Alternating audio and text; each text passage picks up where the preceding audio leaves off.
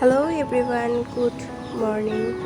I hope সবাই খুব ভালো আছো আর আমিও খুব ভালো আছি। আজকে একটা নতুন ব্লগ নিয়ে তোমাদের সামনে হাজির হলাম। আজকে মর্নিং থেকে ব্লগটা স্টার্ট করছি।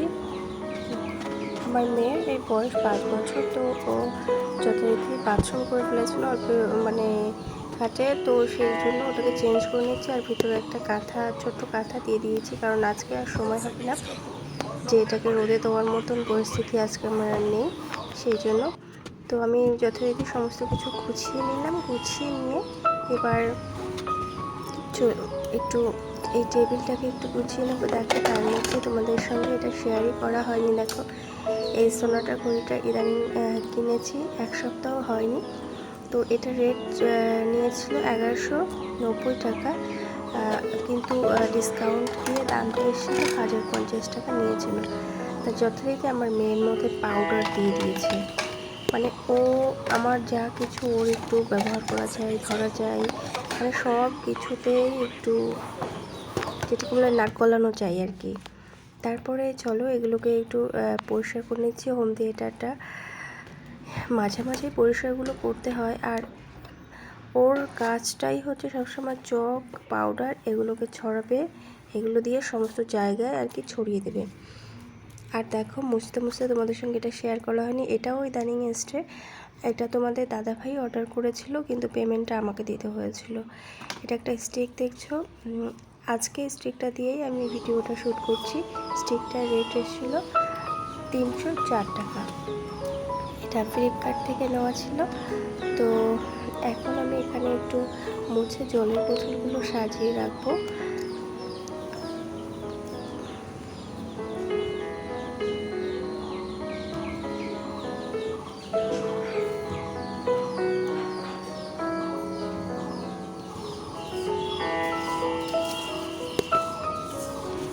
আজকে বললাম তোমাদের একটু ডিপ ক্লিন করবো আমার কিচেন রুমটা। তো আমি তাড়াতাড়ি করে ঘরটাকে ঝাড় দিয়ে আজকে আর উপরে যাব, উপরে ঘর ঝাড় দেবো। আজকেও মোছার সময় হবে না, শুধু এই ঘরটাকে ঝাড় দিয়ে আর আমি কি করবো, এই ঘরটাকে মুছে দরজাটা লাগিয়ে দেবো, যাতে এই ঘরের কাজটা আমার কমপ্লিট হয়ে গেল আর কি।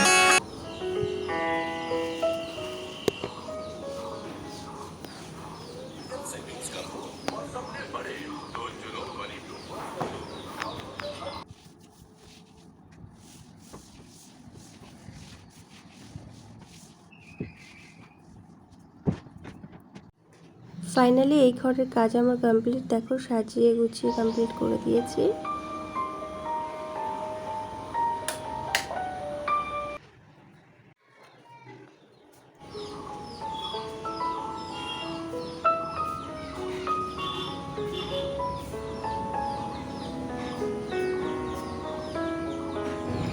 এবার আমি এলাম রান্নাঘর আর খাওয়ার ঘর, এই দুটোকেই আমি একটু পরিষ্কার করবো। দেখো বক্সের অবস্থাটা, এগুলো সব একে একে সমস্ত কিছুই আমি নামিয়ে নেব। নিয়ে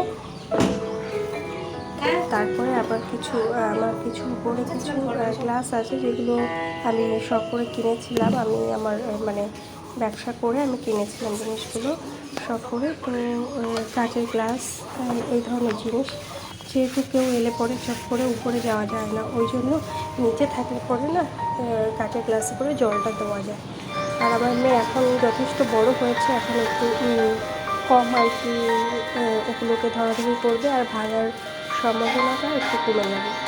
তো আমি এগুলোকে একটু কস্ট্রাইট আছে, কস্ট্রাইট দিয়ে আর একটু তোমার সাবান দিয়ে ভালো করে ঘষে নিচ্ছি। তো তারপরে আমি একটা কিচেন ন্যাকড়া দিয়ে মুছে সেই প্লেট দিচ্ছি না, তেমন একটা কাপও তেমন একটা নেই, শুধু দুটো বড় কাপ আছে, আর গ্লাসগুলো আমি সাজিয়ে নেব।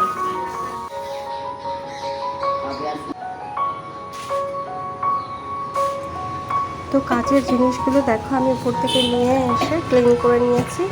নিয়ে এবার আমি এক এক করে এগুলোকে সাজিয়ে দেবো আমি আমার তাকের জায়গাটাতে।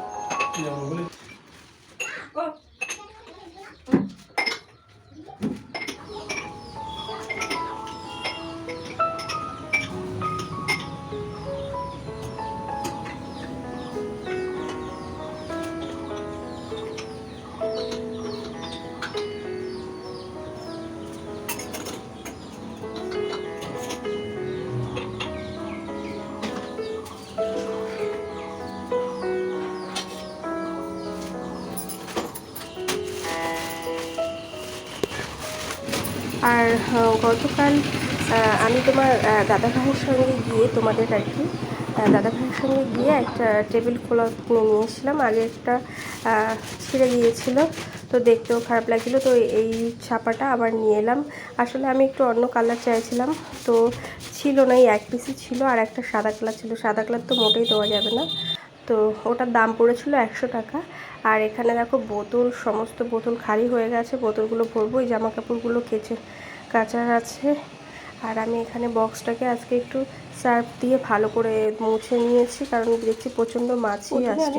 আর আজকে ফ্রিজ ক্লিন করবো, গ্লাসটাও পারলে এটা অফ করে নেওয়াটাই বেটার, কারণ ভিজে জিনিস দিয়ে যেহেতু হাত ধোয়া হবে, যতটা সম্ভব সেফটি থাকাটাই বেটার।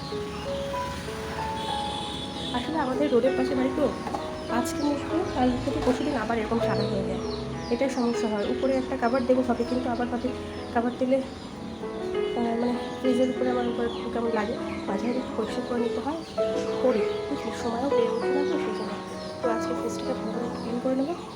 ফ্রিজের মধ্যে ছিল মাছ, এই মাছগুলো পাশের বাড়ির একটা বোন আছে, ওখানে দিয়ে দেবো। আজকে শনিবার তো, আজকে খাওয়া যাবে না।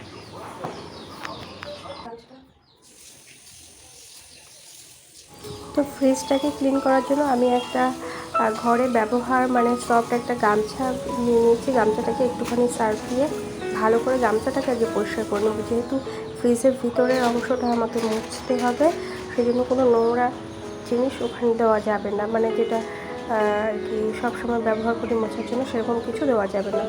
তো আমি গামছাটাকে যথারীতি ক্লিন করে নিচ্ছি। নেওয়ার পরে আমি ফ্রিজের ভিতরে আমি অংশগুলো সব পরিষ্কার করে নেবো। ফ্রিজের মধ্যে যা যা ছিল সমস্ত কিছু আমি বার করে নিয়েছি। আর দেখো, এবার আমি ফ্রিজটাকে ক্লিন করছি।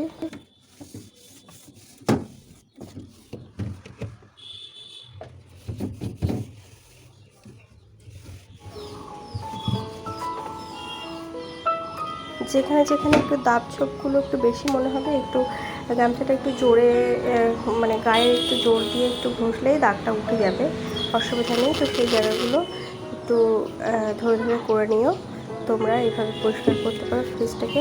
আর আজকে আমি এই তাকগুলো সব খুলবো না, যেহেতু তেমন নোংরা হয়নি, ওই জন্য তাকগুলো আজকে আর খুলবো না, এই রাফ এইভাবেই মুছে নেবো।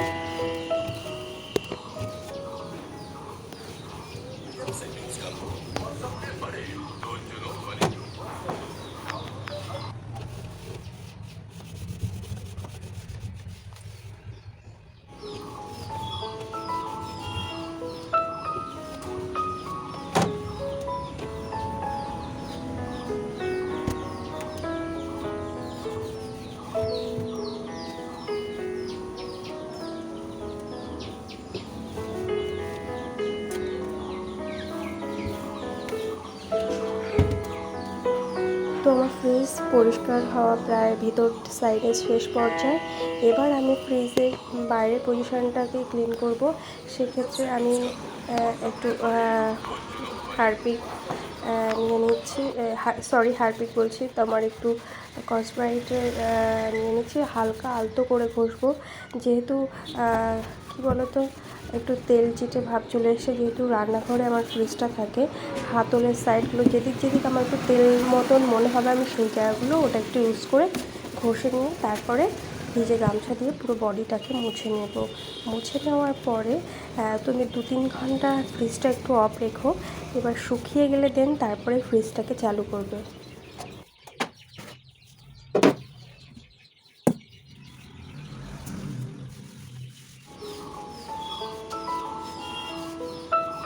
তোমাদেরকে বলেইছি আজকে একটু খাওয়ার ঘর আর রান্নাঘর দুটোই আজকে ডিপ ক্লিন করবো। তো ওয়ালগুলোতে আমি না আগের থেকেই তোমার সার্ফ জল ভালো করে লাগিয়ে রেখেছিলাম একটা কাপড় দিয়ে, তারপরে সেটাকে এখন ক্লিন করে নিচ্ছি।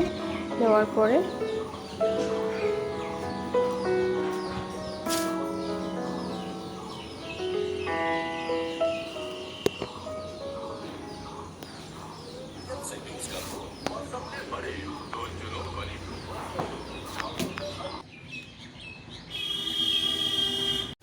থালা বাসন আছে সেগুলোকে পরিষ্কার করে নেব। নেওয়ার পরে আমি চলে যাব স্নান করতে, বোতলগুলো ভরবো যেহেতু। তো দেখো আমি স্নান করা হয়ে গেছে, স্নান করে চলে এসেছি। আর সমস্ত জলের বোতলগুলো দেখো এই যে বালতিতে আর এইসব করে নিয়ে এসছি। এখন এগুলোকে সাজিয়ে দেবো। পুরো ঘর পুরো ক্লিন করে গেছে।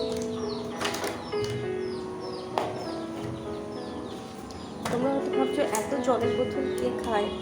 বিশ্বাস করো বন্ধুরা, সব জলের বোতল জানি না, আমি ধরে রেখে যাব। আমি দোকান থেকে বাড়ি আসবো সন্ধ্যাবেলা, যথারীতি দেখবো সব খালি হয়ে গেছে। দেখো এই যে ফ্রিজের সবজি রাখার কন্টেনারটা এখানে রেখেছি পরিষ্কার করে। এবার দেখো আমার ফ্রিজটা দেখো পুরো পুরো ক্লিন, চকচক করছে না? সব থেকে বড় কথা কি বলো তো, ফ্রিজটা তুমি পরিষ্কার করলে তো, করার পরে না এরকম ক্লিন করে নিলে এরপরে আমি আর একবার একটু মুছে নেবো হালকা ন্যাকড়া দিয়ে, সুতির ন্যাকড়া দিয়ে। তো যাই হোক, তোমরা ফ্রিজটা জল দিয়ে যদি মোছো না, প্রথমেই চালাবে না, 2-3 ঘন্টা পর শুকিয়ে যাবে, তারপরে চালাবে। দেখো ওর ভিতরটা দেখো পুরো ক্লিন।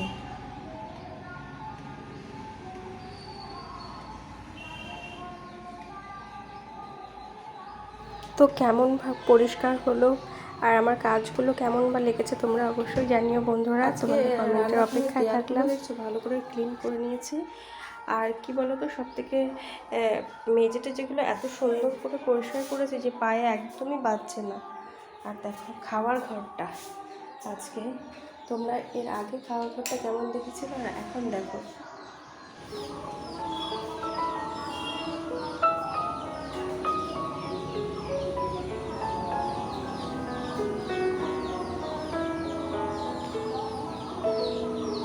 দেখো কত সবুজটা, দেখো কিরকম।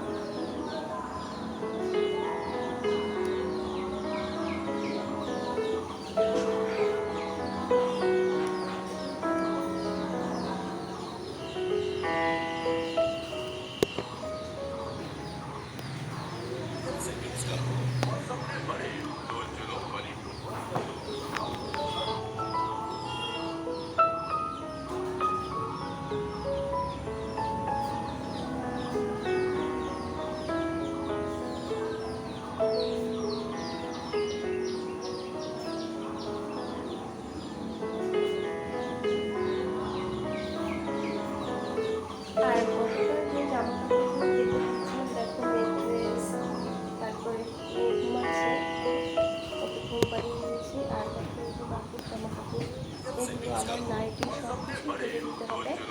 আর হচ্ছে তারপরে এখন যাবো দোকানে। আজকে বিশ্বাস করো কাজ করেছি একটু ব্যক্তিগত কাজের জন্য, তোমরা দেখলে ব্লগটা, তো সেই জন্য আজকে আর দোকান দুপুরবেলা বন্ধই করা হয়নি। তো সেইভাবেই দোকান খোলা আছে, কাজে তালা লাগানো আছে।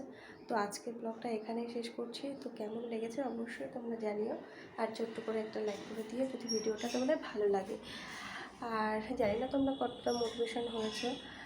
তো এতক্ষণ আমাকে দেখার জন্য thank you so much. Tata.